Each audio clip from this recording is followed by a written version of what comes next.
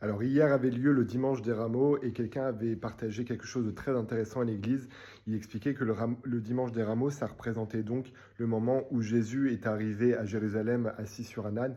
Et à ce moment-là, il y a beaucoup de personnes qui ont crié Hosanna, qui l'ont glorifié et pour qui Jésus était la personne la plus importante du monde.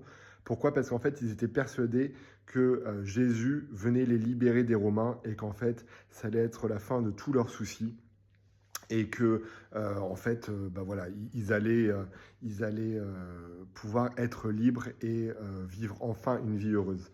Et dans tout le peuple qu'il a accueilli à Jérusalem, on imagine qu'il y a beaucoup de ces personnes-là qui, 7 jours plus tard, ont crié crucifie-le lorsque Pilate leur a demandé si on voulait le libérer. Et pourquoi à mon avis, enfin, c'est ce que la personne expliquait, pourquoi ces personnes ont crié crucifie-le après, et ben c'est sûrement qu'en fait, ce qu'ils espéraient ne s'est pas produit. Ils espéraient une libération et en fait ils se retrouvent face à un homme qui est prisonnier des Romains et ils ont dû se dire mais en fait c'est qu'un imposteur et il n'a pas du tout, en fait il nous a menti et il sert à rien donc autant s'en débarrasser.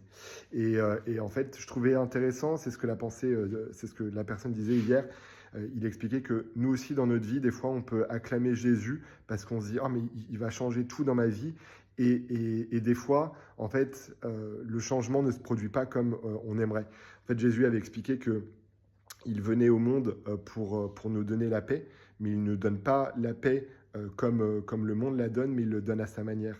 Et très souvent, voilà, nous, on peut espérer que bah voilà, lorsqu'on a Jésus dans notre vie, et bah, il va nous guérir de notre maladie, ou alors il va résoudre nos problèmes économiques, ou alors il va changer le gouvernement qui fait n'importe quoi. Alors qu'en fait, pas du tout. Ce que Jésus il vient nous libérer dans notre vie, c'est il vient nous libérer du péché, il vient nous libérer de nos addictions, il vient nous libérer de la peur, il vient nous libérer de la colère, il vient nous libérer de toutes ces choses, il vient nous libérer de la mort, et c'est ça la plus grande victoire qu'on peut avoir.